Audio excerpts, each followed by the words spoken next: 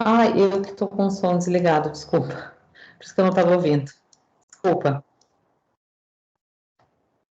Agora sim. Boa noite, prof.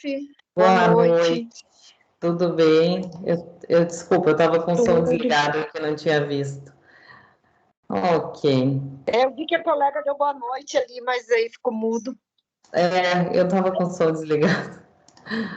O som geral aqui do computador. Então tá, vamos trabalhar.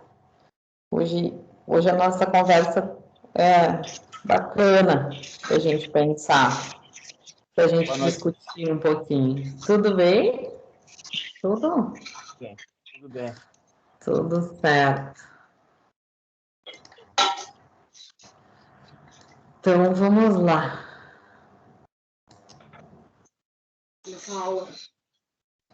Gente, hoje eu tô um pouco devagar, mas a gente vai tocar ficha. Hoje eu não me senti bem. Acabei, não, sei lá, eu não sei se é essa virose louca que tá todo mundo tendo aí. Mas hoje foi um dia meu Deus, ruim. Mas vamos em frente. O que eu quero propor para vocês e por que eu pedi essa leitura, né, inicial, que hoje a gente vai falar um pouquinho sobre um autor bem importante, não só para a sociologia, mas também para a sociologia do crime, né, para a criminologia, que não é a área diretamente que a gente trabalha aqui, a gente está numa disciplina mais introdutória. Aí só vou pedir que deixem o áudio fechado só por causa do barulho, está dando uma interferência. Isso, obrigado. Se quiserem abrir para falar, não há problema nenhum, como sempre, mas é importante só para que os colegas possam ouvir. Então, é um autor bem importante, na verdade, uma referência da Escola de Chicago, que a gente vai trabalhar aqui.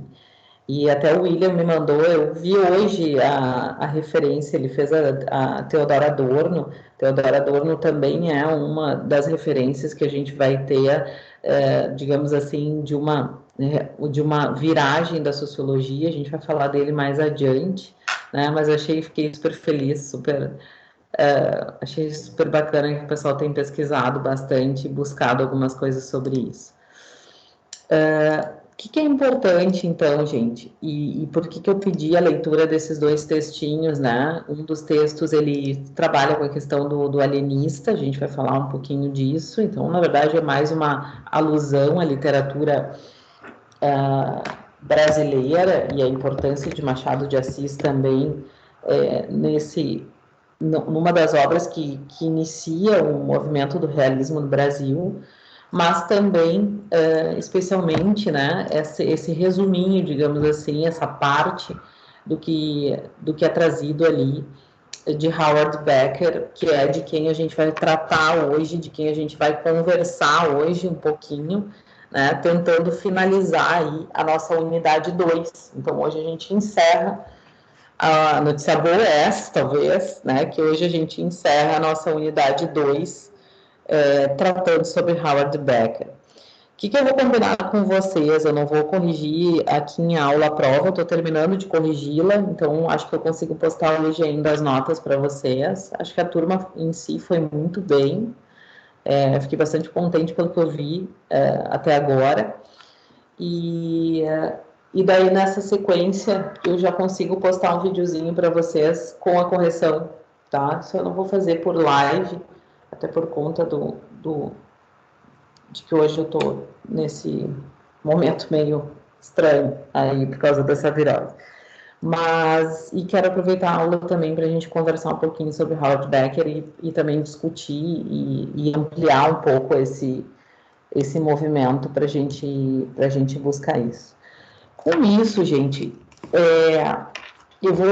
vocês vão ver que de novo, a nossa dinâmica vai ser um pouco mais expositiva, mas ao final eu queria pedir para vocês para que a gente pudesse fazer uma atividade de reflexão, né? Então, eu acho que isso é bastante importante para a gente começar a movimentar um pouquinho as nossas conversas dentro dessa estrutura de sala de aula, né? E também para a gente conseguir ir se ambientando com esses novos movimentos.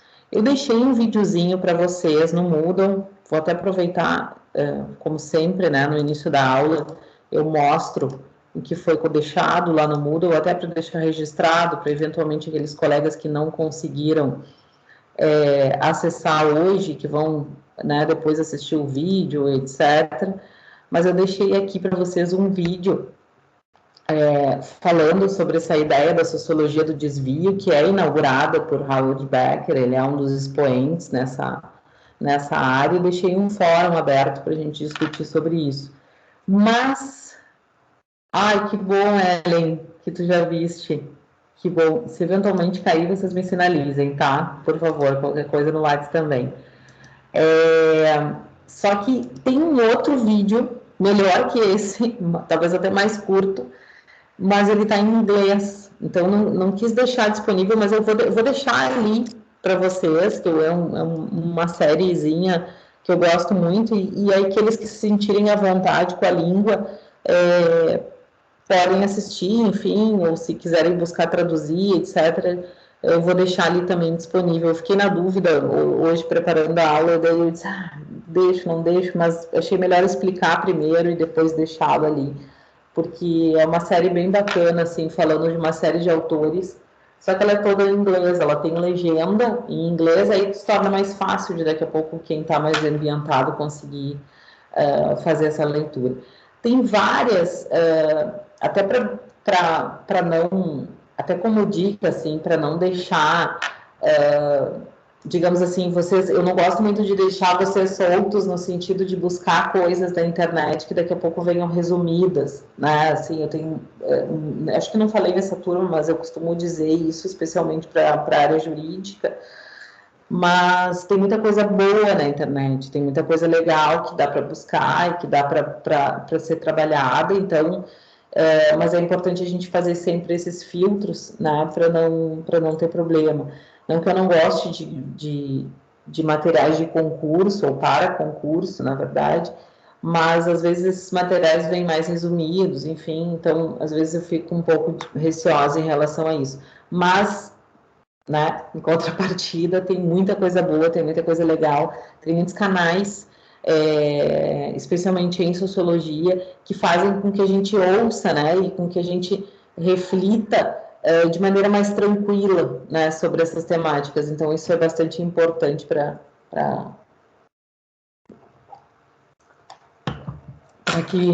que a gente vá registrando isso, tá bem? Então, daqui a nossa aula 9, que a gente vai iniciar. Esse aqui é o nosso videozinho que eu deixei disponível e deixei um fórum depois para comentários que vocês podem comentar aí ao longo da semana sem problema nenhum, tá? E as duas leituras que estavam ali disponíveis, tá certo? Então, eu vou começar conversando um pouquinho sobre isso, e como eu disse, hoje a ideia é a gente polemizar um pouquinho, né? A gente tentar entender um pouco como isso vai funcionar e o que isso gera, o que isso nos acrescenta para a nossa disciplina em específico. Cair. Isso não vai dar certo.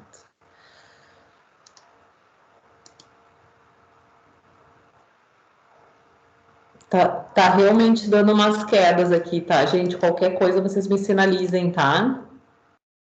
Pode ser. Ele tá caindo, aí dá um... Deu para ver, né, que caiu, né? Sim, aham.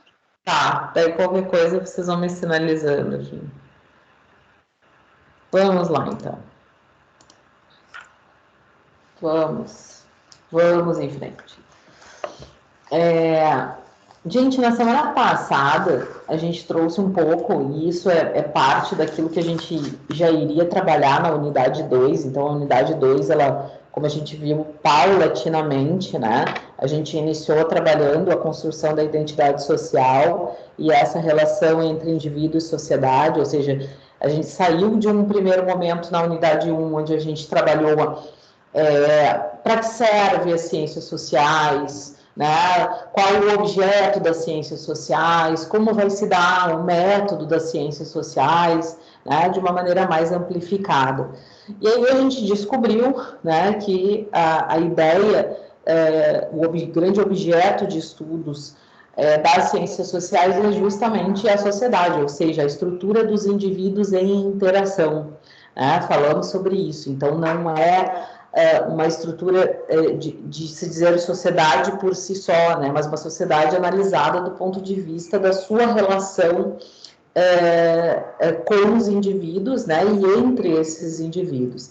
E aí, dentro disso, a gente iniciou, então, a nossa unidade 2, e aí começamos a falar sobre a questão das trajetórias pessoais, lembram? Dos rituais, da questão da contextualização, ou seja, do quanto o contexto histórico e o contexto temporal fazem parte da própria estrutura relacional entre essas pessoas, né, entre esses indivíduos.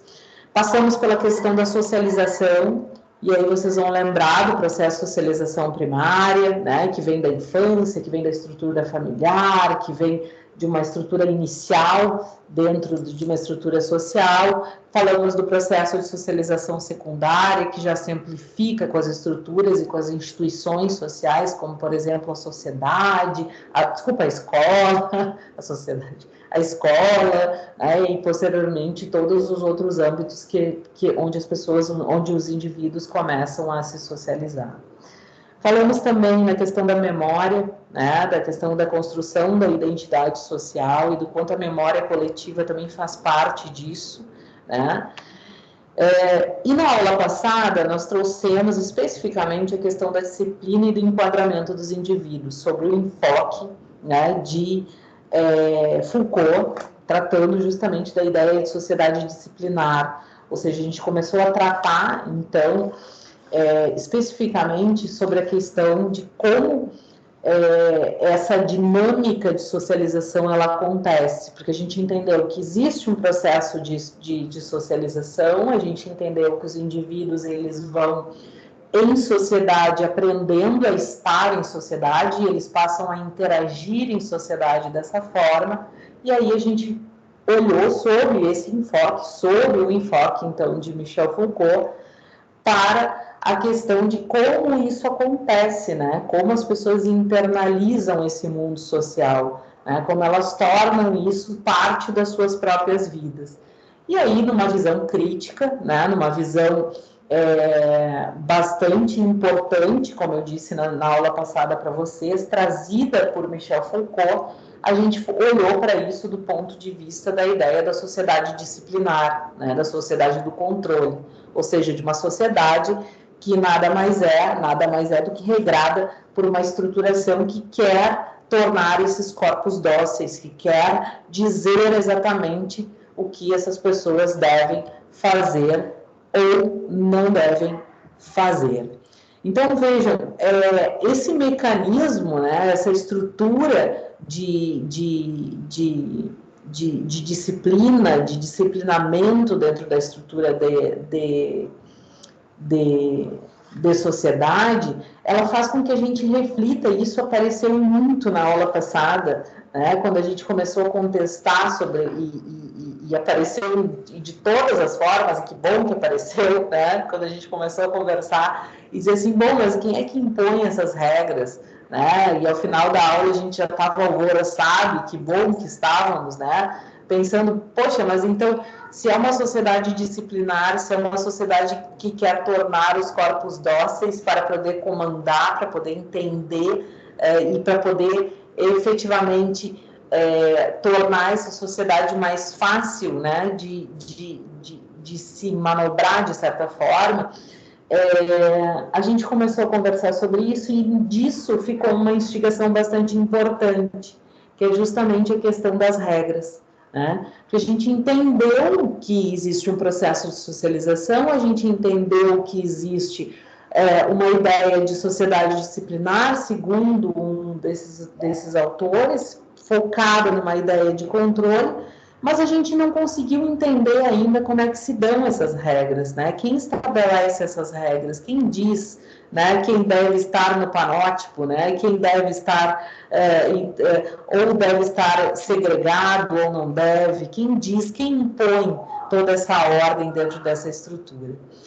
E isso, gente, na verdade, é um dos grandes desafios, né, eu já disse isso em algumas aulas, mas esse é um dos grandes desafios que a gente vai ter do ponto de vista da sociologia, ou mesmo da ideia de se estudar a estrutura social.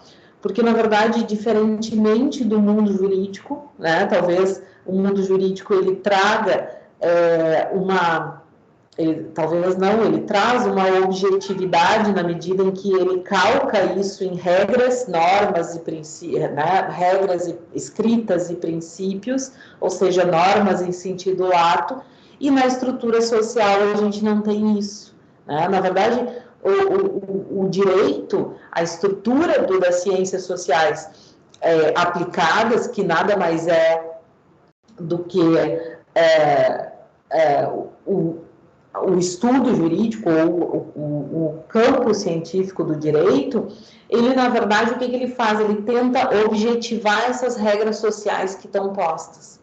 E a grande dificuldade que a gente vai ter aqui é justamente essa. Opa, prof, mas e aí, quem é que estabelece isso? Né? Quem é que diz quais são as regras? Na aula passada a gente falava em sociedade do controle, falávamos inclusive em postura na internet, né? E aí tivemos aí a nossa polêmica falando sobre o que deve ou não ser dito nas redes, o que deve ou não ser dito na internet, né? Mas quem é que impõe isso? Quem é que impõe isso, se é que impõe?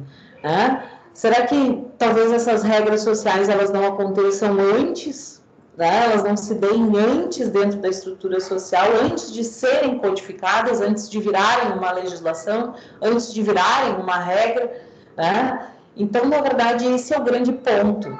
E uma das grandes questões, e por isso que eu disse que a gente iria tocar no calcanhar, de certa forma, da questão da sociologia do crime, ou da própria estrutura da criminologia, em certa medida, é justamente porque a grande preocupação das sociedades, e não só da sociedade brasileira ou da sociedade ocidental, mas a grande preocupação das sociedades é justamente o extremo dessas regras, né? Porque se eu tenho a obediência, eu tenho a desobediência.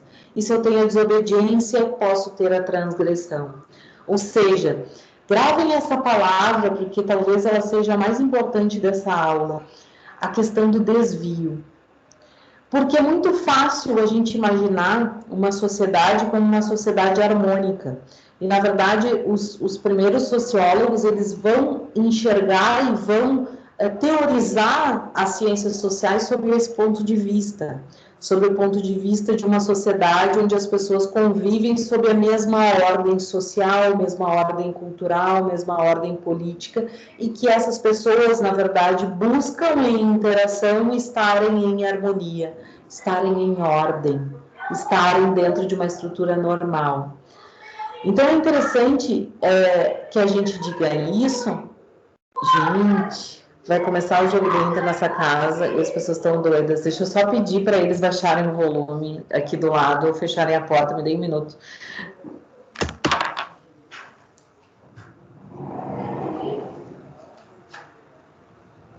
Gente, eu não posso que vocês virem assim.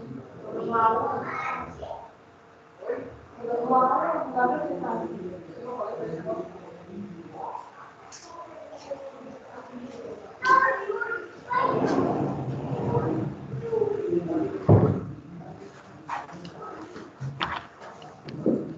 Se alguém é mais colorado, vai gostar mais de ver o colorado do que de me ouvir, mas ok, entendeu? Eles estão gritando desesperadamente aqui, não é possível. Vamos lá. Então, gente, figuras, meu Deus, mas também não dá. Ó, as regras, olha as regras sociais agora.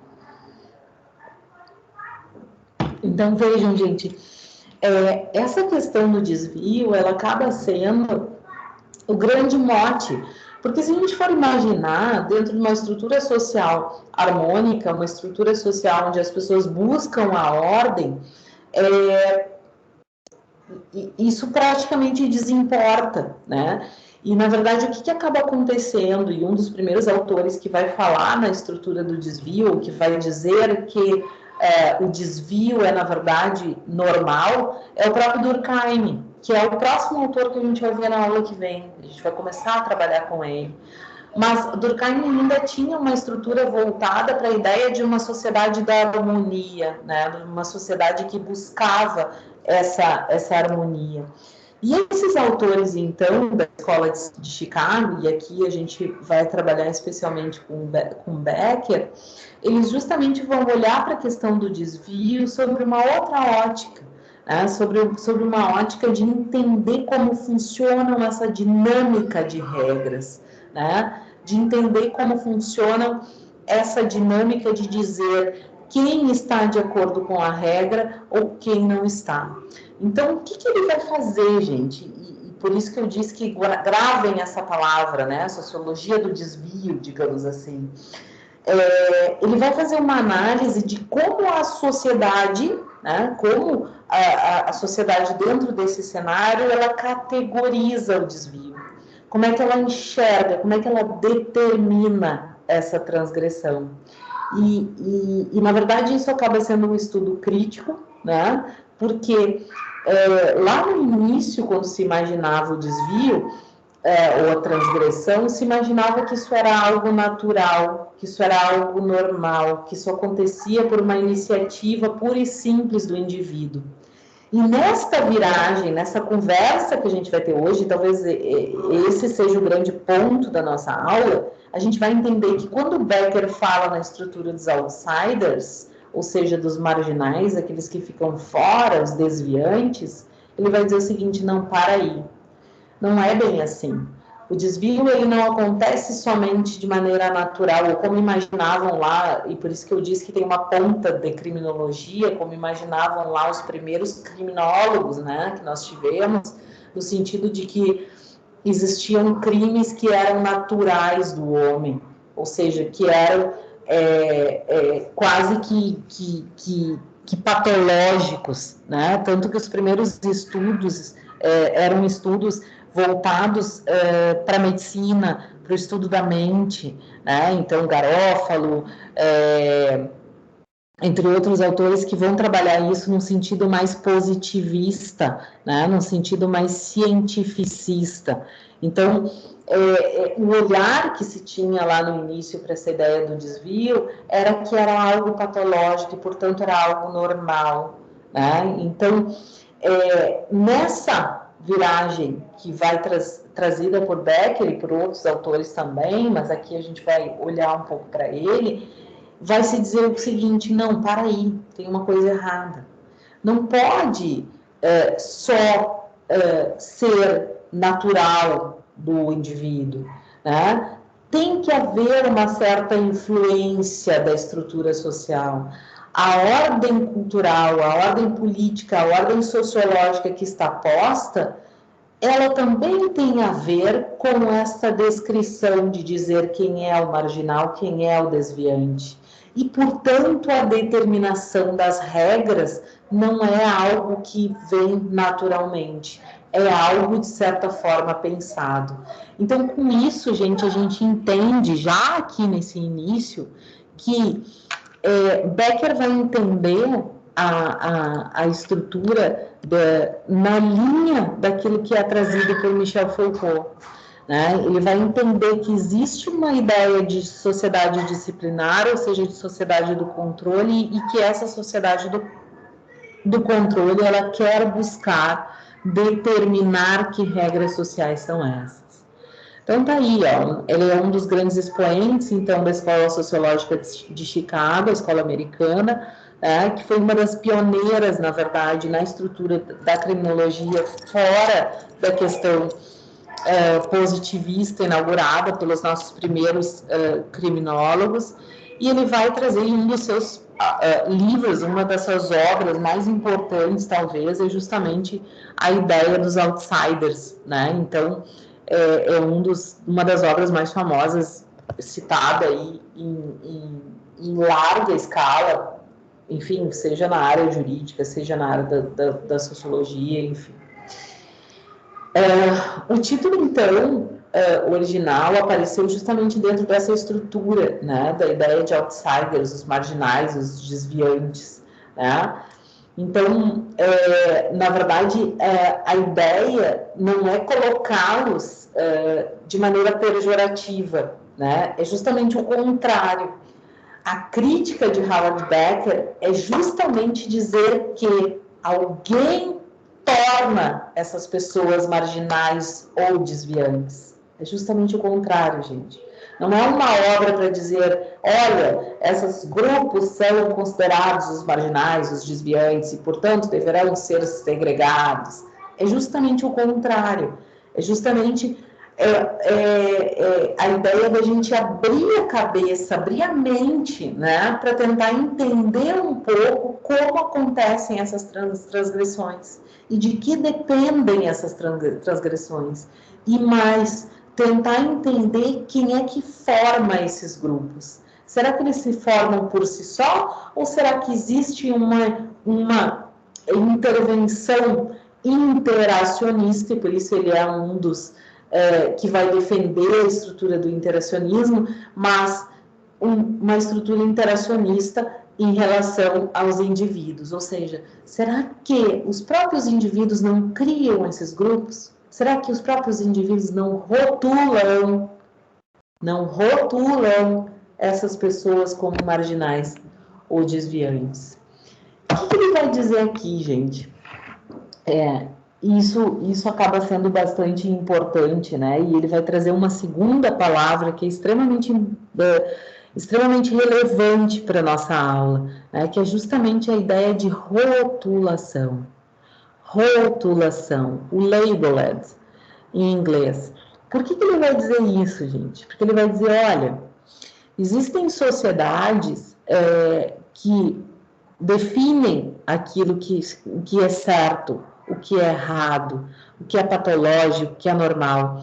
Lembra que a gente falava na aula passada e falamos da ideia das instituições totais, né? Que nós iniciamos lá com uma ideia de exclusão, por exemplo, dos leprosos, de exclusão daqueles que estavam doentes ou que eram considerados loucos ou que por vezes até eram criminosos e deveriam ser banidos, né?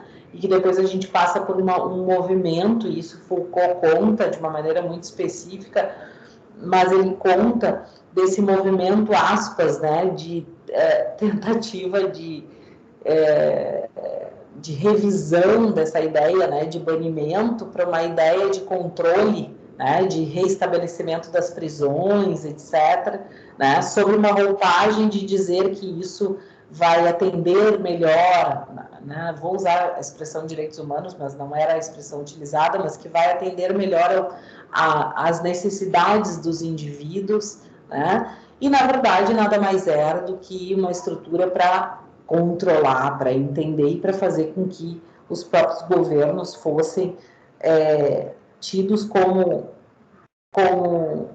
não como carrascos, né, não como alguém contra. E dentro disso, gente, ele começa a olhar para essas estruturas e se a gente for pensar, desde essa época, a gente rotula, né? A gente diz quem é louco, quem não é, a gente diz, a própria questão de feminina, de gênero, né? Que há pouco a gente falou, algumas aulas atrás, quando a gente falou em gênero, falando em Simone de Beauvoir, e a gente dizia assim, olha, era muito comum as mulheres serem rotuladas como histéricas, né, como pessoas que tinham que ser controladas, né, como fofoqueiras, né, não é muito comum isso, as mulheres são fofoqueiras, as mulheres não podem assumir cargos de comando porque elas têm os compromissos familiares, etc. Então, tudo isso, na verdade, são formas de exclusão, formas de dizer o que é certo, o que é errado, formas de determinar em sociedade o que é tido como normal ou patológico. E nessa conversa de Becker, ele vai dizer o seguinte, olha, no momento em que eu defino, né, em que a sociedade, através de seus indivíduos, define o que é certo e o que é errado, na verdade, o que eu estou fazendo? Né? Eu estou estabelecendo quem deve ser tido como o quebrador de regras. Eu estou pressupondo, eu estou rotulando esses indivíduos. E aí a gente vai começar a entender um pouquinho como é que ele faz isso, né? Porque ele vai começar a pensar o seguinte, olha,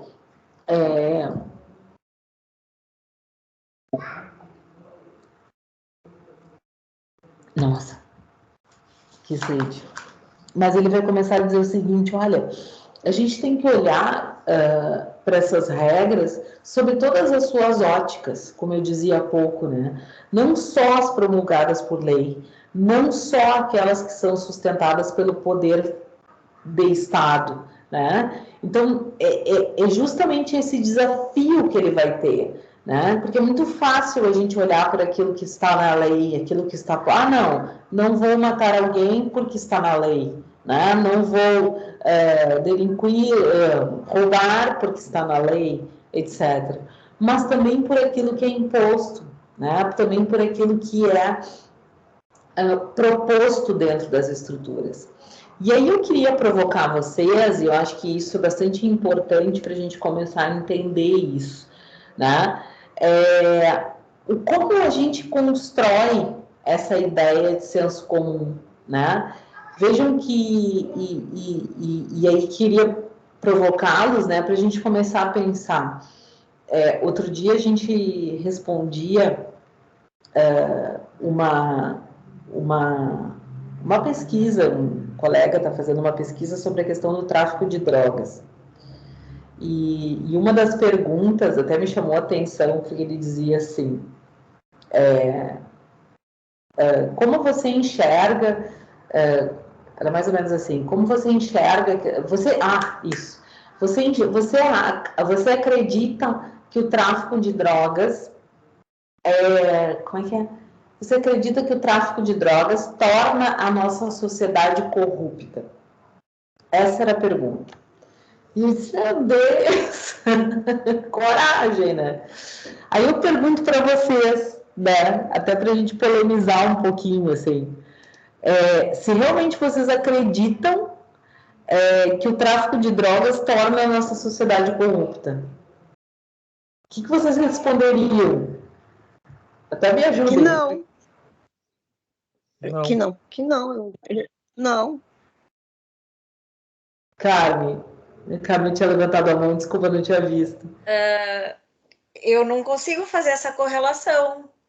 Não consigo fazer essa correlação. O que antes eu estava pensando em falar é que o crime organizado, né, tem o seu próprio código de conduta e define quem é o desviante, né? E a gente sabe que eles conseguem ser muito mais rígidos e efetivos na correção dos seus desvios, na aplicação das suas leis, né, do que a sociedade organizada. Muito bom. Eles criam regras próprias, né? Eles criam regras próprias, assim como nos próprios presídios. Exatamente. Mas olha só, funciona de dentro para fora de um jeito que quem dera o país funcionasse da mesma forma, né? Aqui penas também, né? Não, exatamente. Loucura, né? Aí é que está, né? Aí é que está, é pela ausência de censura, né? Inclusive. Não, e olha que engraçado o questionamento. Eu vou passar a palavra para o Fernando ali. Também acho que levantou a mão. Não, Fernando? Tô errada? Levantei, doutora. Por favor, então. Professora, primeiro eu acho que para o tráfico, só para responder a pergunta, eu acho que o tráfico ele não vai tornar a sociedade corrupta, porque, no meu entender, o principal agente da corrupção vai ser agentes do Estado, né? Se o Estado não for corrupto, não vai haver corrupção. Daí a gente vê, assim como o tráfico provoca corrupção, o jogo do bicho provoca corrupção, o contrabando provoca corrupção, mas sempre há algum agente do Estado na parte da corrupção, né? E depois eu já tinha levantado a mão para fazer um comentário no texto que a senhora está fazendo. Eu até vejo assim, ó, que a sociedade não é justificável, mas eu entendo que é aceitável, às vezes, a forma como o cidadão é criado acabar sendo criminoso, porque a gente vive numa sociedade que ela banaliza as comunidades carentes, né? Eu não digo que é justificável daqui a pouco algum morador de rua, algum morador de comunidade ser criminoso, mas é aceitável porque quando ele olha e vê que o traficante, ou que o ladrão, ou que o bandido tá os privilégios que ele gostaria de ter e não consegue, a gente vê que ali, quando a gente está se formando a nossa consciência lá nos 6, nos 7, nos 8 anos, quando a gente vê que o crime rende muito mais que às vezes o pai trabalhador, e eu me criei numa comunidade, meu pai era carpinteiro, minha mãe era dona de casa, e a gente passou bastante trabalho na infância, né? Só que eu via 4, 5 casas depois, uma família, eu sempre uso como exemplo essa família, eles eram entre 8 irmãos, todos moravam no mesmo pátio, todos tinham envolvimento com o tráfico, os filhos deles tinham envolvimento com o tráfico, era quase 50 pessoas, e todos viviam muito bem. E se tinha esse entendimento na comunidade, se dizia, pô, a gente que trabalha não tem nada, mas eles que fazem as coisas erradas têm tudo. Não é uma justificativa, mas talvez seja uma aceitação, às vezes, ou a pessoa que não tem uma preparação emocional ou familiar entrar no crime por influência de outros. Criminologia cultural, não diz. Muito bom. A Cá, tinha levantado a mão também, que bom. Oi, prof, boa noite. Eu acho que essa pergunta, ela pode ter diferentes respostas de acordo com quem receber a pergunta. Se eu, Karine, se me for feita essa pergunta, eu vou dizer que sim. Agora, se for feita essa pergunta para um traficante, com certeza ele vai dizer que não, né? Porque na visão dele, as ações que ele faz traficando, né, não são corruptas, né? É a forma de vida que ele tem, né? Então, acho que depende muito da posição que o indivíduo se enquadra na sociedade. A partir daí, sim, a resposta dessa pessoa, né, vai ser sim ou não. Não vai ter eu acho que há um senso comum, mas esse senso comum ele é criado de acordo com um contexto em que o indivíduo está inserido. Então, pode ser certo dependendo do contexto de onde eu esteja. Eu vejo por essa forma. É bem isso.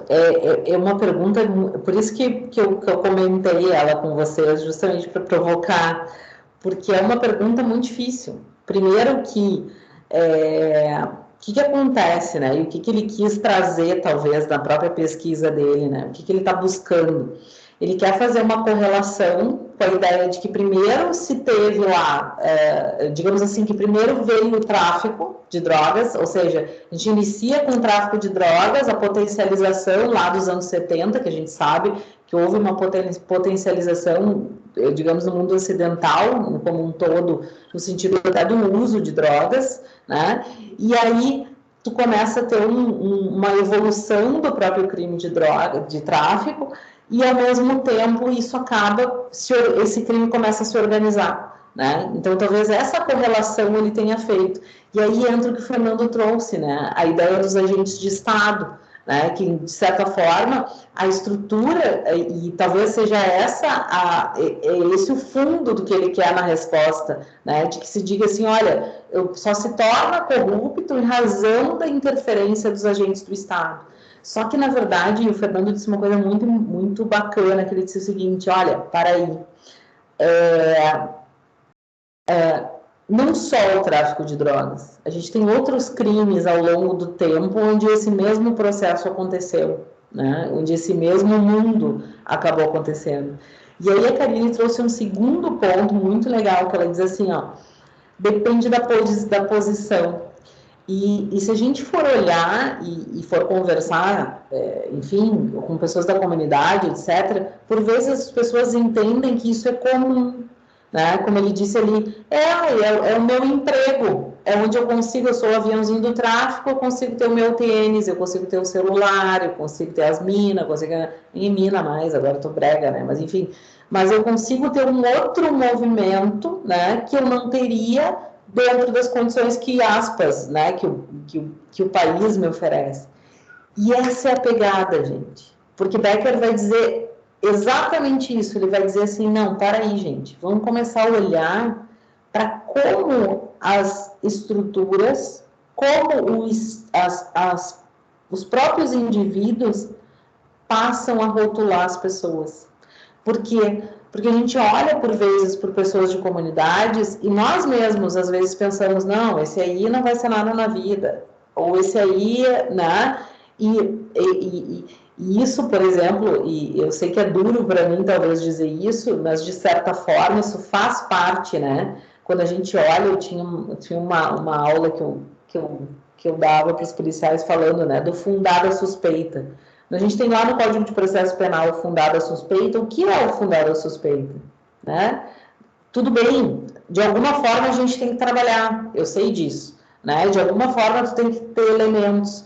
Mas será que a gente também não acabou criando isso em sociedade, né? E aí, por criar isso, a gente botou lá o fundada suspeita, e o fundada suspeita é olhar o indivíduo que está na comunidade, ou às vezes o indivíduo, por vezes, até com um olhar racista, ou por vezes com um olhar, né? Então, essas questões são instigantes, mas me chamam muito a atenção, porque a pergunta dele é uma pergunta difícil, de certa forma, né?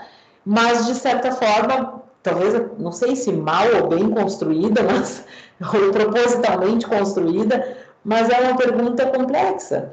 Porque, na verdade, não é simples dizer, olha, não, a sociedade é corrupta por causa disso. Não, talvez se a gente invertesse, né? Porque não depende só de uma espécie de crime.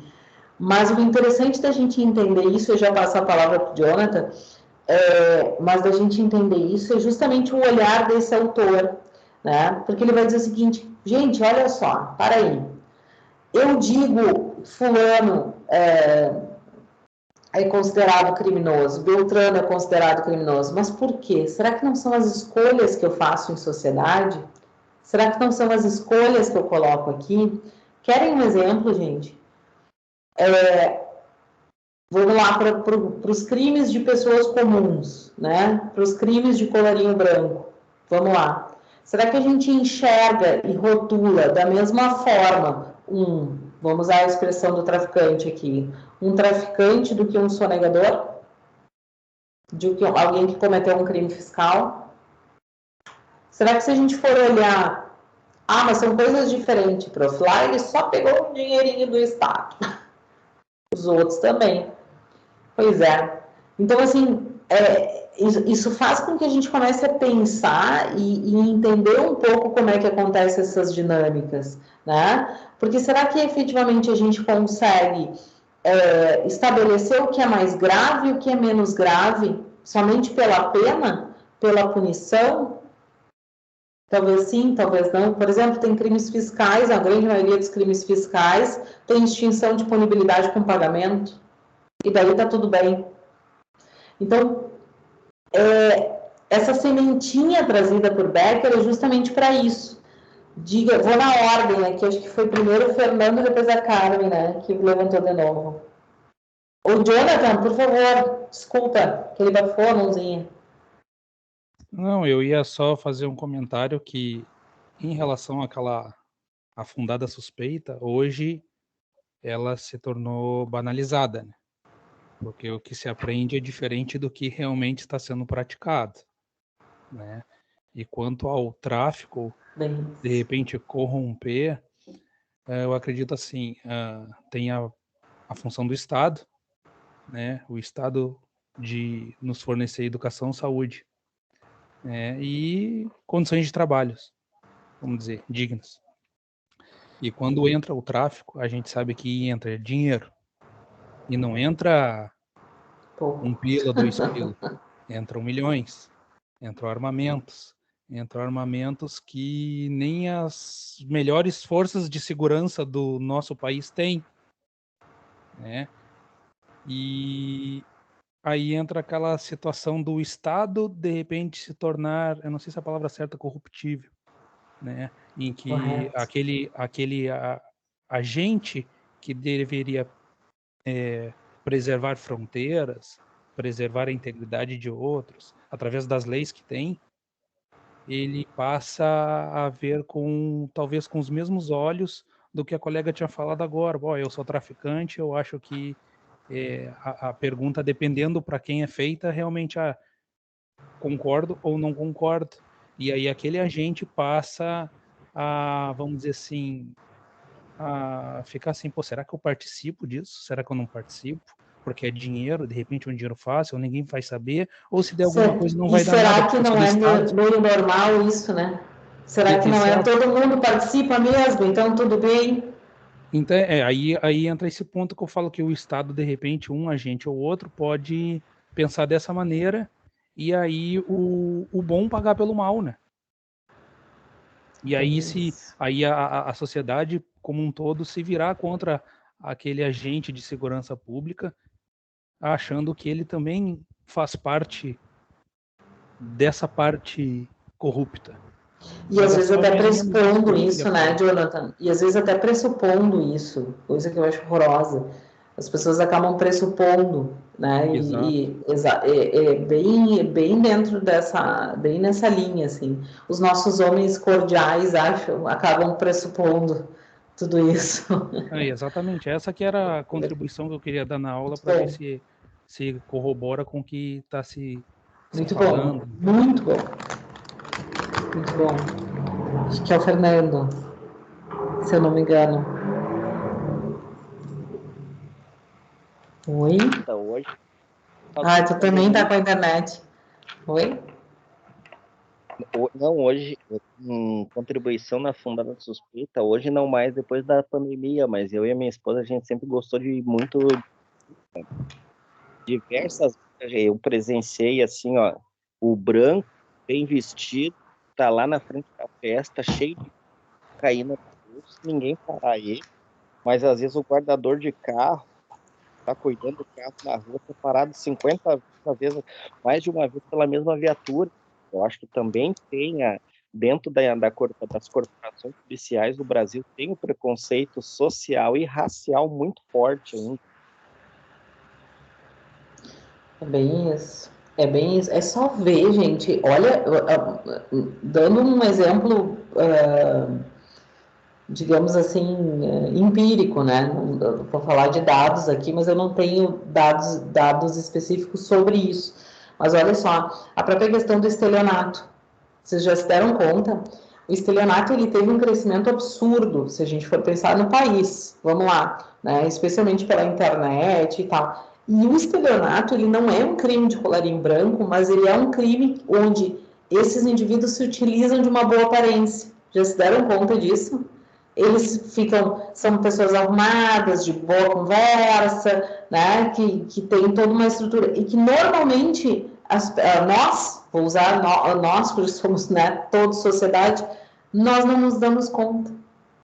Por que será que a gente não se dá conta? Né? Por que será que a gente... Primeiro, tem duas questões grandes ali na questão do estelionato, né? A ideia do ganho fácil, né? As pessoas têm essa... Isso também vem um pouco da coisa do brasileiro, e ao mesmo tempo, porque as pessoas olham e rotulam. Não, é uma boa pessoa, tá de terno, tá tudo bem, é bem apessoado, tá com gel no cabelo, arrumado, né? Então tá tudo bem, tá tudo certo, né? Então, para ver como a gente também acaba dizendo quem são essas pessoas e dizendo quem são os certos ou errados, né? O indivíduo, eu trabalhei por anos, eu já dou palavra para a Carmen, trabalhei por muitos anos como delegada de polícia ali da Balada Segura, do trânsito, delegacia de trânsito aqui em Porto Alegre. E ali nós tínhamos vários tipos de clientes, né? Então, assim, de tudo, né? E aí eu pensava muito sobre isso, porque as pessoas, e às vezes até os próprios colegas, os próprios policiais, assim, se vinha, de repente, um preso lá, embriagado, sei lá, com menos condições financeiras, tudo bem, deixa ele aí. Se vinha sei lá, vamos dizer, alguma autoridade, ou alguém um pouco mais assim, ou mais apessoado, coitado, tu vê, caiu na balada segura. Mas é a mesma coisa, não é a mesma coisa. Tem diferença, né? O crime é o mesmo, não é o mesmo, né? E vou dizer para vocês assim, agora eu vou confessar aqui, mas eu atochava eu pegava e baixava na fiança, assim, porque eu dizia, não é possível, até porque, e dentro da lei, não estava fora da lei, porque na verdade, conta também a questão financeira. Mas é importante que a gente entenda isso, né? É importante que a gente entenda como o nosso mecanismo social entende esse tipo de crime, né? E aí, consequentemente, no próprio sistema, e na aula passada a gente falava sobre isso, né? O próprio sistema criminal acaba sendo, aspas, de certa forma mais benevolente com aquele que consegue um bom advogado, com aquele que tem a sua defesa realizada, né, com aquele que já vai atendido no próprio flagrante, que consegue alcançar a fiança, né? O próprio sistema criminal é criado para isso, né? Ou seja, se eu imponho a questão da fiança, custo, dinheiro, né, como um pré-requisito para a liberdade, o que eu estou dizendo com isso? Será que o meu sistema também não é patrimonialista? Será que eu não estou dizendo que também eu tenho um sistema que de certa forma, quer atender alguns e talvez não outros? Né? Então, é uma reflexão, às vezes, doída, né? Mas que a gente tem que parar para fazer. Carmen, por favor. Dentro do que foi falado, talvez explique agora o que eu falei antes, a questão da impunidade, tá? Eu dizia antes que o crime organizado pune quando há a transgressão, né? E eu acho que nós não, a sociedade organizada não pune e por isso não organiza, né? Não faz como deveria. Por isso ficou mal a minha fala, que eu disse, quem dera... Não deu para entender. Deu. Quanto a essa questão de racismo, como mãe, uma vez eu fiquei arrepiada porque eu entendi de um jeito muito duro, ouvindo a atriz Thaís, a esposa do... Thaís Araújo, não é? Thaís Araújo, acho Nossa, que me deu uma coisa, ela dizendo, o corpo do meu filho correndo na rua é um corpo vulnerável. E aí eu entendi o que eu jamais vou passar, o que eu jamais vou passar e que toda mãe de filho negro não deveria passar. E na verdade, a gente sequer consegue entender o que seja, em termos de apreensão e insegurança, e é o dia a dia, né? Então, é muito injusto. É muito injusto. É de arrepiar essa frase, né? Para quem é mãe, assim, é de arrepiar. E me vem aquela frase que eu nem vi o filme, e acho que não tem nada a ver com isso. A pele em que habito. A pele em que habito. É horrível.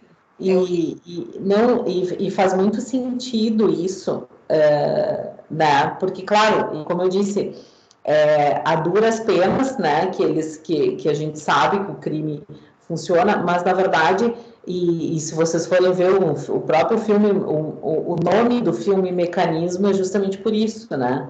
Porque eles funcionam como uma engrenagem perfeita, né? Então, se for ver a forma como eles se organizam, a forma como eles conseguem captar as pessoas, né? E eu acho que esse é o grande ponto, né? E eles captam justamente porque a gente tem fragilidades, né? Justamente porque a gente coloca essas pessoas em vulnerabilidade. E aí entra toda essa questão da sociedade disciplinar, né? Porque quando o Foucault fala nessa ideia de controle de corpos, tem tudo a ver com isso. Porque a gente também determina dentro da ordem social quem a gente quer que esteja bem, quem a gente quer que esteja em cargos importantes, quem a gente quer que esteja comandando, né? As nossas próprias escolhas, gente, eu nunca me esqueço, eu era jovem, enfim, tinha o quê, 10 anos, e eu me lembro da época da eleição do Collor, talvez a maioria alguns vão recordar, outros são muito novos, Mas eu me lembro, eu nunca vou esquecer, assim, da expressão dele, assim, da ideia do cabelo arrumado, de ser bonito, né? E eu me lembro que aquilo era algo que, por exemplo, dentro da minha família foi marcante, né? Ai, olha, e todos votaram, né? Pior. Então, assim, e para eles tinha um fundamento, por quê? Porque era a pessoa que a gente ia escolher, né? Era uma pessoa de boa aparência, uma pessoa que daqui a pouco ia fazer coisas boas, enfim. E aí a gente começa a refletir o quanto a gente também torna isso um senso comum, né? A gente dá credibilidade para aquele político que está com o cabelo melhor, que está mais arrumado, que está bem vestido, né? Que talvez tenha os melhores trejeitos, né? Não estou dizendo, não estou generalizando, né? Mas estou aqui colocando algumas coisas que a gente enxerga de certa forma. E na verdade a gente às vezes pouco olha para o conteúdo, né? Ou às vezes sequer as pessoas se ocupam do conteúdo, né? Sequer se ocupam se a pessoa tem uma formação ou se tem condições de efetivamente criar alguma coisa, enfim. Então, essa é digamos assim, é uma preocupação que não é de agora, né? A gente está em 2021, talvez a gente fale isso já há alguns anos, mas é um olhar que precisa ser remexido, né? Que precisa ser entendido. Quem é que a gente entende como desviante? Quem é que a gente classifica? Quem é que a gente rotula, né, como sociedade? Só passar a palavra para o William, que eu vi que levantou a mão aí. Depois para a Karine. Acho que a Karine estava antes, Karine. Estava antes, prof. Tá. Não, só complementando o que a Carmen falou, eu acho que a fala dela foi bem correta, assim, até antes da gente entrar no assunto, né? Dessa questão da organização, do crime organizado, né? Eles são tão coerentes e eficientes, eficazes, né? Que é bem como ela disse, né? É dever do Estado dar para a população saúde, educação e etc. Mas a gente fica no campo da teoria, né? Enquanto que o crime organizado, ele se organiza de uma forma tão perfeita, né, que eles conseguem facilitar, inclusive, o que o Estado não dá. Então, essa sociedade identifica o crime organizado como seu Estado, porque esse Estado me dá o que eu deveria receber daquele Estado que está lá na Constituição. Então, acho que o senso comum, voltando naquela pergunta, né, ele se forma justamente por essa identificação, né? Então, é assim que uma sociedade se organiza, né? E o Brasil é um grande exemplo desses dois polos, assim, né? Porque nós temos uma das constituições mais perfeitas, mais lindas, mais deveria, né, ser a mais eficaz, e, no entanto, ela não sai do campo da teoria, né? Ela não consegue, ela não é efetiva, né? E é aí que entra esse outro papel, né? Que o crime organizado conseguiu ver como uma coisa que vai apenas beneficiá-lo, né? A trazer mais pessoas, né? A crescer mais o seu movimento. Exatamente. Acho que é bem isso que a Carmen colocou.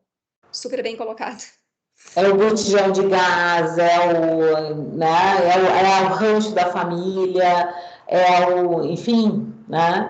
E quantas vezes a gente não vê, desculpa, William, você sabia que eu daqui a pouco te dou a palavra, mas eu me lembrei de um fato agora, anos atrás, não vou dizer onde, enfim, mas de uma organização criminosa que nós investigamos pela questão de prostituição infantil. E, claro, envolvia, enfim, uma série de pessoas que talvez tenham até influência, enfim, e era tão louco, essa é a expressão, assim, mas era tão louco que eles conseguiam, eles tinham famílias que eles sustentavam com ranchos, né, então eles davam rancho, roupa, etc., e essas famílias forneciam as meninas. Então, assim, foi uma das coisas mais bizarras, assim. Não que isso tenha valor, não estou dizendo isso, se tivesse dado 1 milhão, talvez valeria. Não vale, né? Mas, assim, era bizarro porque, assim, as pessoas viviam num estado de calamidade e ainda assim elas mantinham né, esse contrato tácito, assim, com a criminalidade no sentido de sobreviver, né? Eles me dão um rancho básico aqui, sei lá, pagam um aluguel e tá tudo bem, então eu posso... E essa lógica, gente, é engraçado e a grande preocupação, e Becker vai se preocupar com isso, não é só com o que as pessoas pensam, né? O que a gente torna como dado comum. O problema todo disso é o quanto a gente alimenta essa engrenagem. Esse é o problema. O quanto a gente segue nessa mesma forma de pensar, né? Porque, por exemplo, hoje a gente discute, amanhã a gente volta e faz as mesmas coisas ou toma as mesmas decisões na vida, né? E esse foi o grande ponto, né? Que ele começa a dizer assim, não, peraí, eu tenho que olhar para a questão do desvio, tenho que tentar buscar uma ideia diferente. Eu tenho que tentar entender como isso acontece para eu poder tentar reverter. Esse é o âmago do que ele vai falar. Eu vou dar a palavra para o William e daí a gente dá sequência aqui nesse ponto que eu tô tocando. Por favor. Não, é só porque tá todo mundo falando sobre como a sensação de impunidade é menor no âmbito do crime e tal, e como essa organização funciona muito melhor do que a nossa. Só que o objetivo da nossa organização é justamente esse. O objetivo de tudo é ter 2 pesos e 2 medidas. Né? A própria legislação ambiental, toda lei no Brasil que tu for ver, existe uma lei que diz exatamente o contrário. Sempre existe uma forma de tu escapar de alguma coisa. Sempre existe um jeitinho muito bom. Não, então, o nosso objetivo é esse. É que quem não consegue achar o jeito, achar os recursos, os fundamentos para escapar dela, caia naquilo. E quem cai é justamente quem não tem grana. Né? Hoje, os vereadores aqui em Porto Alegre foram agredidos, com o pessoal com suástica e tudo mais, violações absurdas de qualquer lei do nosso país e não houve uma bala de borracha, uma bomba de gás, nada. Né? E se fosse o sindicato dos professores, já tinham destruído tudo.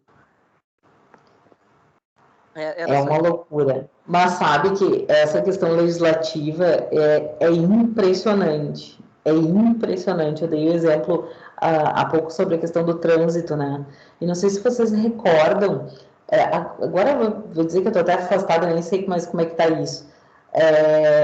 Mas na época teve uma discussão, só para dar um exemplo, mas foi muito bom, William, a tua fala.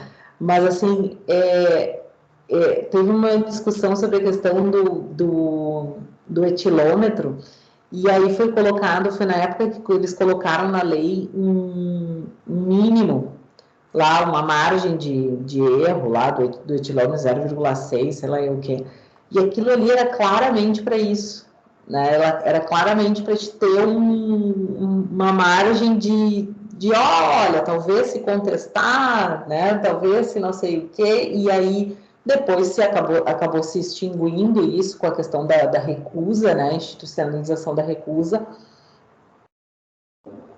mas não para fins de crime, né? Tu recusa, daí tu não faz, daí tu não é preso. E aquilo ali claramente era uma forma de, aspas, né, achar uma brecha. Claro, estou falando de um crime simples, né, de algo, né, que talvez não tenha tanta relevância. Mas é impressionante isso. É impressionante. E são coisas que a gente começa a perceber. Os próprios crimes fiscais que eu falei há pouco, né? Os crimes fiscais. Se achou uma forma de dizer, olha, o crime é grave, importa em dano ao erário, etc. Mas se pagar, tá tudo bem, né? E é aí que a gente começa com que as coisas não tenham essa lógica. E aí, gente, o que o Becker vai fazer, né? Ele vai dizer o seguinte, cara, não adianta eu olhar do ponto de vista, né? Ele vai olhar para a ideia de senso comum em termos de desvio ou de transgressão, e ele vai olhar para as formas como as pessoas contabilizam isso, né? Ele inicia pela ideia da analogia matemática, né, dizendo uma estrutura de média estatística, esses são desviantes em razão desse comportamento, ou em razão dessa forma,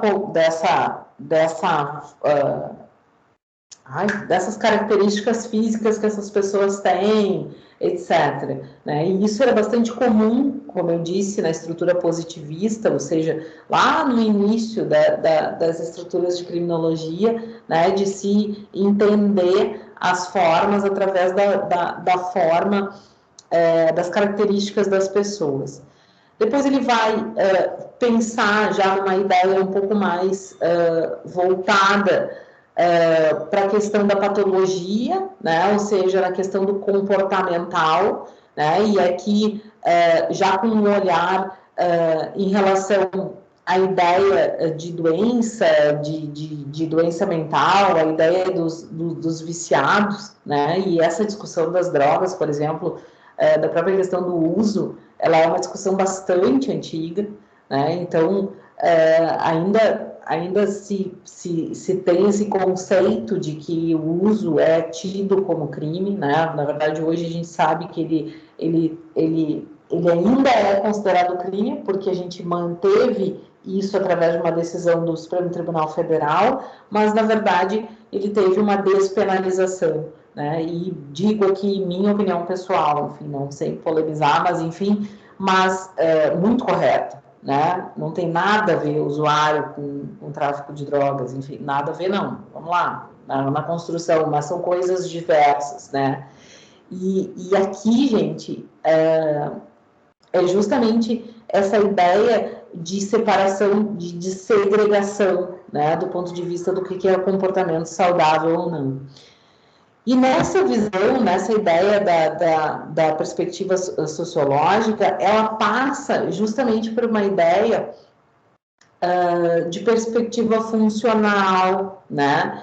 Essa perspectiva funcional é aquela que eu dizia para vocês lá no início, né? Que as primeiras ideias sobre o desvio, elas vinham de uma perspectiva de uma sociedade instável, de uma sociedade harmônica, de uma sociedade em que o desvio causava, na verdade, uma desorganização social e que, portanto, o desvio era como se fosse uma desfuncionalidade, né? Como para alguns traziam até a ideia de que o desvio era, na verdade, uma anomia, né? Uma ausência de lei, como Durkheim vai trazer isso.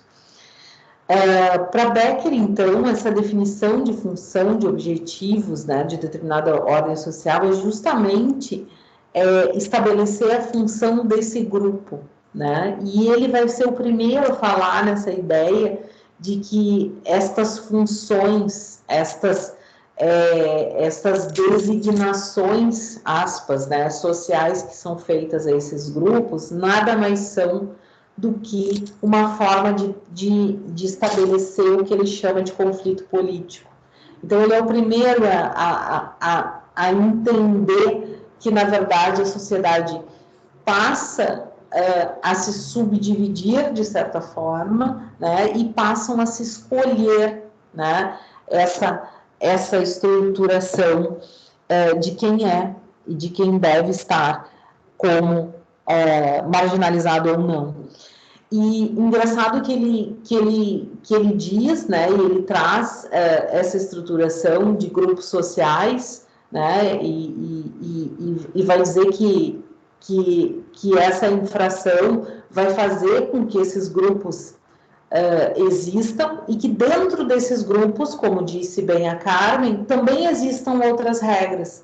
Então, na verdade, são regras em cima de regras, né? Então, são grupos que vão criar essas estruturas e que, se a gente for pensar em uma sociedade complexa, e hoje a gente vive essa complexidade, hoje a gente consegue enxergar isso de maneira mais específica, e tem autores que vão falar sobre isso, a gente começa a não conseguir distinguir isso de maneira específica.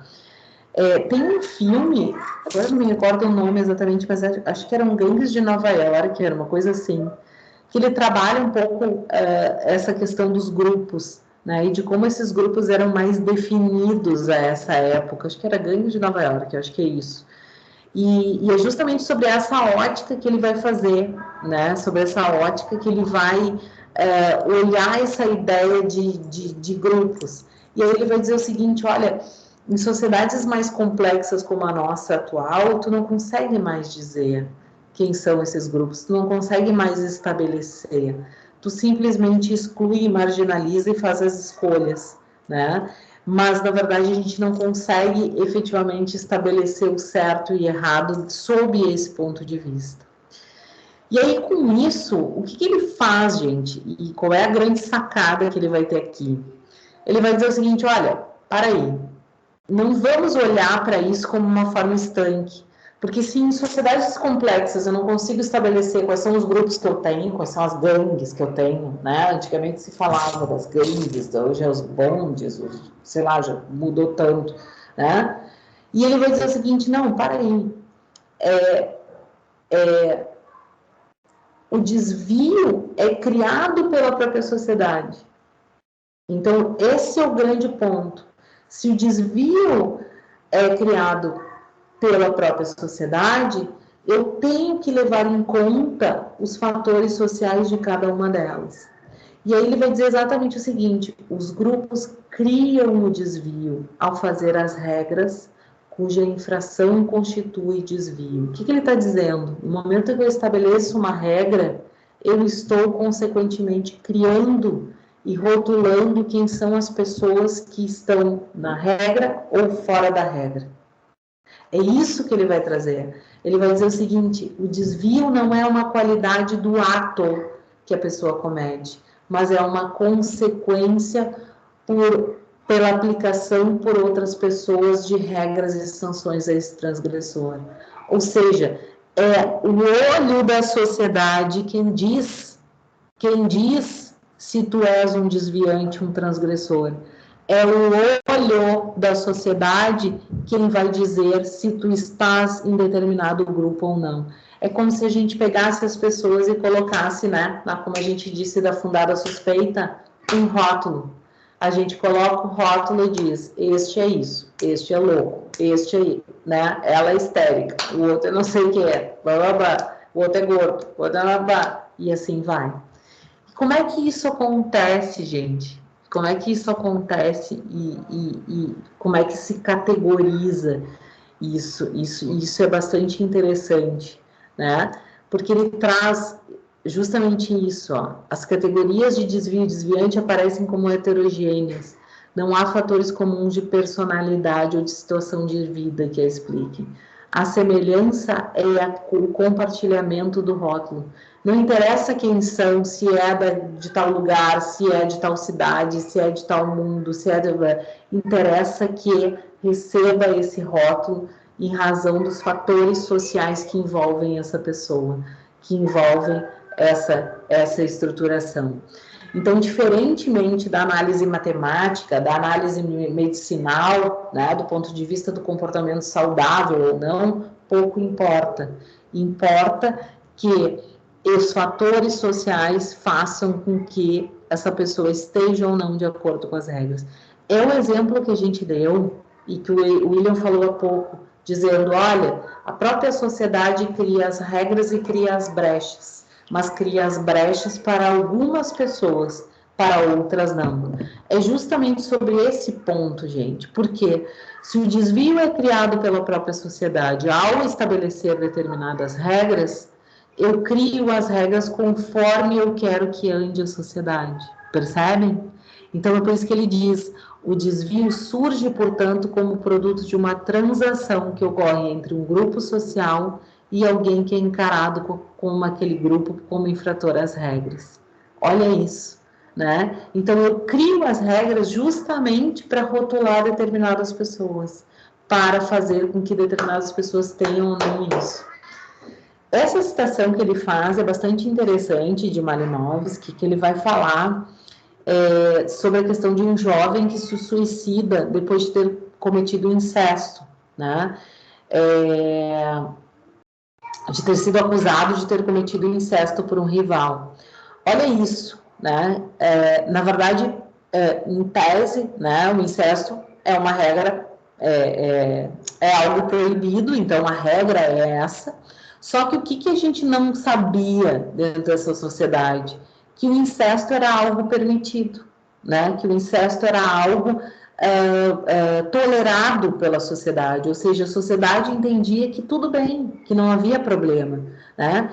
E, portanto, ele então comete suicídio, por quê? Porque as pessoas ficam sabendo, porque as pessoas começam a fofocar, porque as pessoas começam a trazer isso como algo importante, como algo a ser dito.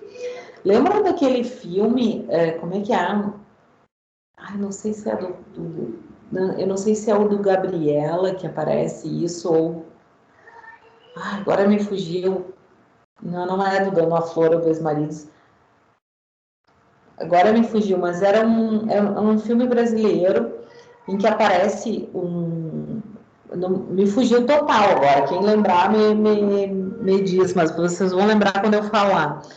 Era assim, ele pega a esposa com aquele caso bem comum, assim, mas ele pega, mas foi um seriado da Globo, e ele pegava a esposa com outro namorado, enfim, lá e tal. E aí ele volta, ele sai, vai embora, né? Ele deixa lá a situação toda e ele volta para quê? Para matá-la, né? Para matar a mulher. E ele diz, é muito engraçado, não vou me esquecer da cena, porque eu sempre me lembro disso quando eu dou essa aula. Porque ele diz assim: eu não queria te matar, mas eu vou ter que te matar em nome da minha honra, porque as pessoas esperam que eu faça isso. As pessoas esperam que eu efetivamente te mate. E isso, gente, e aqui... Oi?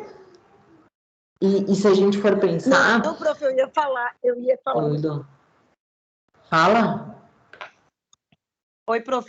Não, eu ia falar que essas pessoas que fazem isso, elas dão muita importância para o que a sociedade pensa, né? Então, tipo, como a senhora disse, ele matou sem querer matar, mas para mostrar para a sociedade, né, que ele tinha honra. Então, assim, eu acho que isso também acontece muito pelas pessoas não admitirem, assim, não vou matar, não quero, né? Tipo, exatamente, assim, pelas regras... Exatamente, pelas regras sociais que foram impostas.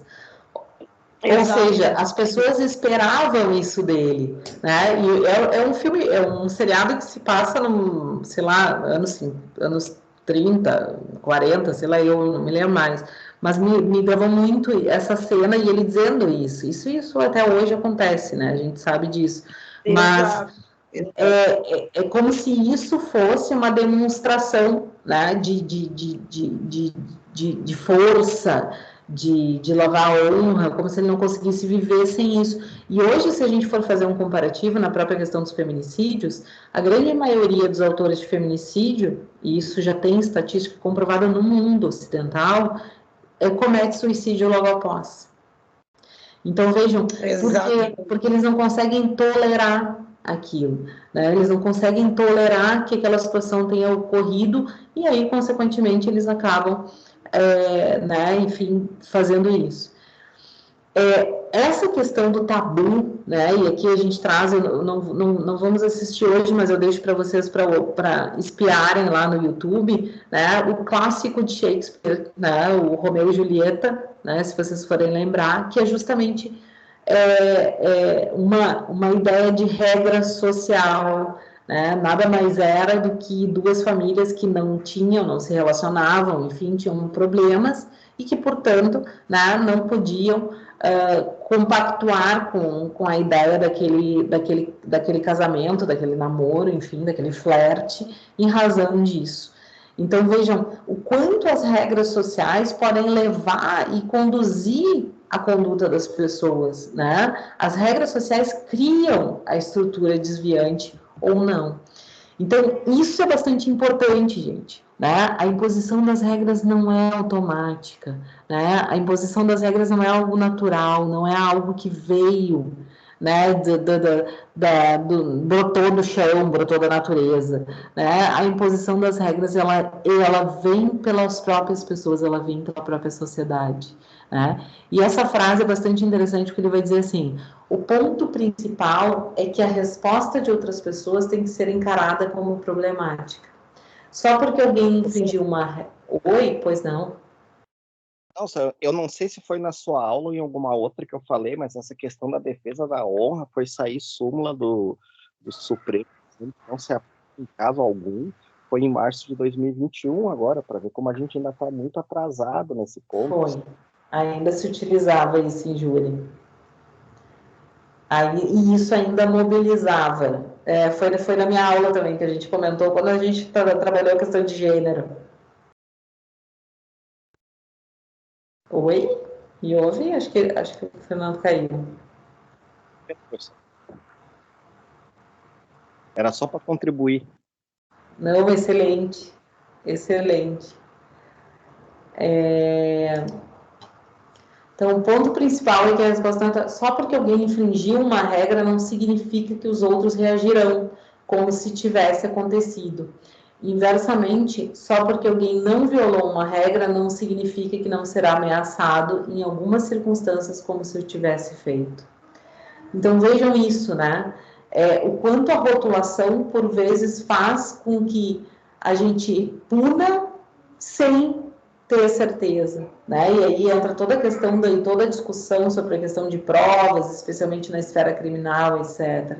Né? O quanto a gente intui, por exemplo, né, em alguns julgados, em algumas situações, mas a gente intui, não pode ser que não tenha feito, com certeza precisava disto, né? E se a gente for olhar para o universo, nosso universo processual, a gente vai começar a ver que isso aparece de maneira veemente em alguns processos. Eu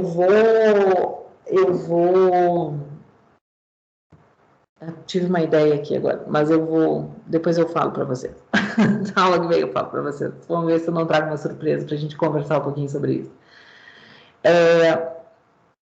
E isso, então, é bastante importante, né? E é importante porque vai depender também do momento, né? Da regra contextual. Por isso que eu dei o exemplo lá dessa maldita coisa da Globo, que eu não me lembro mais, mas que eu vou procurar ali depois para ver o nome, faz anos que eu assisti, mas o quanto o momento, ou seja, a questão do tempo, a questão histórica, a questão contextual, também faz parte dessa ideia de classificação daquilo que é tido como certo e errado, daquilo como que é imposto, né, dentro da estrutura. E por isso, gente, e aqui fica o registro, né, e aos poucos já me encaminhando para o final, mas por isso que é importante a gente discutir. Por isso que é importante o debate, porque a evolução, e por isso que eu parabenizei esse menino que fez essa pergunta lá do tráfico e que está tentando estudar isso e está buscando, né, porque poucas pessoas têm coragem de estudar essas temáticas de maneira empírica, né, buscando elementos efetivamente através de entrevistas, através da própria metodologia das ciências sociais.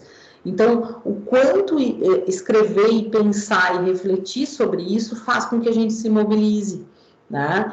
Então, essa variação daquilo que é tido como regra é extremamente importante. É só ver o próprio crime de adultério, gente, né? Há pouco tempo ainda a gente tinha esse crime lá previsto, né? Hoje nós já não temos. A própria defesa da honra, que o Fernando falava há pouco, né? A própria questão do aborto que a gente discutiu, tudo isso são questões tênues, tudo isso são questões que vão estar, de certa forma, dependentes daquilo que pensa essa sociedade ou daquilo que entende como certo e errado dentro da sociedade, mas que precisa ser pensado dentro desses movimentos que nós vamos ter, né?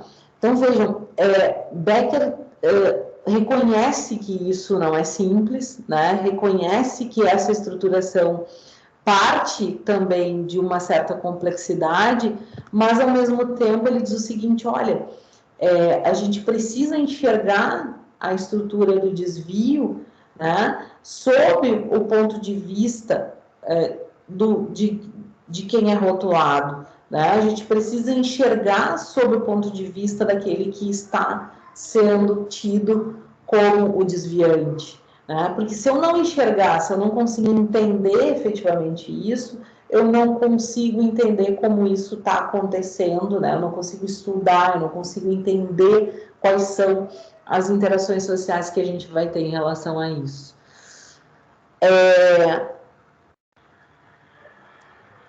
Se a gente for pensar nessa visão de sociedade dele, né, e de maneira muito resumida, na verdade, mas ele vai dizer o seguinte, olha,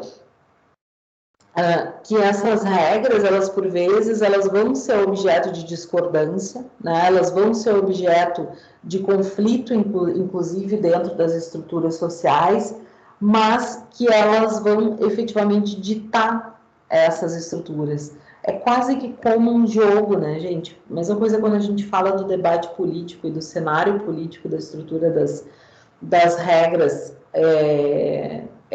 por exemplo, como eu disse, do aborto, etc., a gente começa a entender o quanto isso é fruto do debate político, mas isso acaba levando, né, e convergindo os rumos daquilo que entende a própria sociedade. Gente, o que é importante e importante para a gente deixar como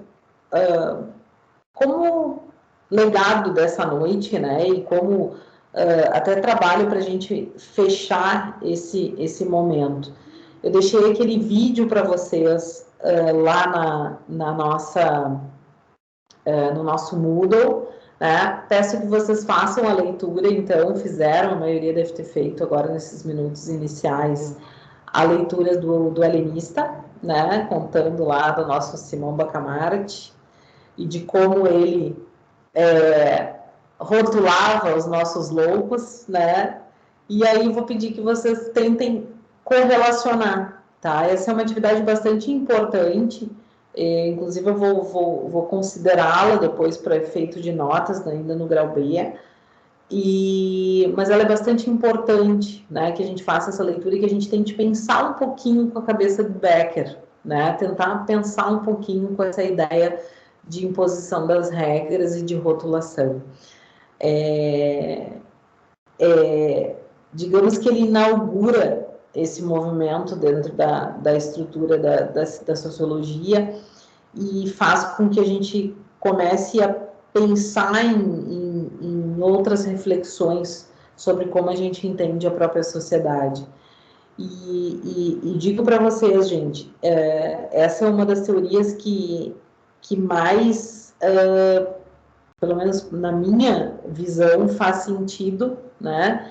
E que faz com que a gente comece a entender também de maneira crítica a própria criminalização de condutas, né? E falo em criminalização não por nada, falo em criminalização por ser a última ratio do direito, né? Por ser a última medida que deveríamos tomar, e que, na verdade, no Brasil, por vezes, é a primeira, né? Por vezes é tida como a tábua de salvação, né? Ou a primeira medida que deve ser tomada. Então, aquela ideia de qualquer coisa tem que criminalizar, qualquer situação, qualquer conduta, etc. O Brasil, ele não é um país que tradicionalmente se ocupa das outras esferas, né, de maneira séria, como, por exemplo, a esfera administrativa, né? Eu sempre brinco, por que não mexe no bolso, né? Por que não se preocupa com as questões cíveis de maneira séria, com a celeridade dos processos, né? E efetivamente vai se buscar aí na nossa ponta, né, na última ratio, para tentar resolver os problemas de maneira mais imediata. Gente, é isso da minha parte por hoje, né? Acho que falamos bastante. Temos aí para a próxima aula, então, e fica a leitura. Eu vou deixar disponível, já coloco hoje, o capítulo 5 e 6 de Durkheim, de A Sociologia, vou disponibilizar para vocês, e mais essa parte do livro, tá? Então façam essa leitura que daí na aula que vem a gente já disponibiliza. Tá bem? Dúvidas? Certo, prof. Diga. Não, eu não quis só lhe interromper antes, assim, mas, no momento que a senhora falou no Collor, eu queria fazer duas colocações, né? A gente viveu isso em 2014 com a Aécio Neves, né? Teve a questão da mídia ali que tentou colar a questão de ser bonito, ser uma boa pessoa, isso e aquilo. E daí eu pergunto assim, ó, será que o Aécio Neves de 2014 foi o mesmo de 2017? E daí eu faço eu coloco um outro pensamento assim, ó. Será que é quando prenderam um avião, um helicóptero lá com 500 quilos de cocaína e o delegado colocou no inquérito que a droga era do piloto, se não existisse a suspeita de ser Zezé Perrella e Aécio Neves, o dono da carga, será que se a polícia aceitaria o encerramento do inquérito em 30 dias e colocaria o piloto como dono da carga? A gente vê que o sistema brasileiro ele tem uma sistemática de proteção da elite, que enquanto existir essa proteção da elite, o Brasil, eu vejo assim que tem muito ainda a evoluir, enquanto existir a proteção da elite pelos órgãos estatais e do Estado, a gente não vai conseguir ter essa evolução social que a gente tanto quer, né? Só para essa contribuição. Perfeito. Vamos pensar sobre isso. A gente tem que refletir. Perfeito. Então tá, gente. Obrigada. Obrigada pelas contribuições, tá? Acho que foi muito, muito boa, muito produtiva a aula. Fica aí essa tarefinha para a gente conversar. Tá bem? Boa noite, prof. Tudo ótimo. Tchau, tchau, queridos. Um abraço. Boa noite, Tchau, professor. tchau. Boa noite.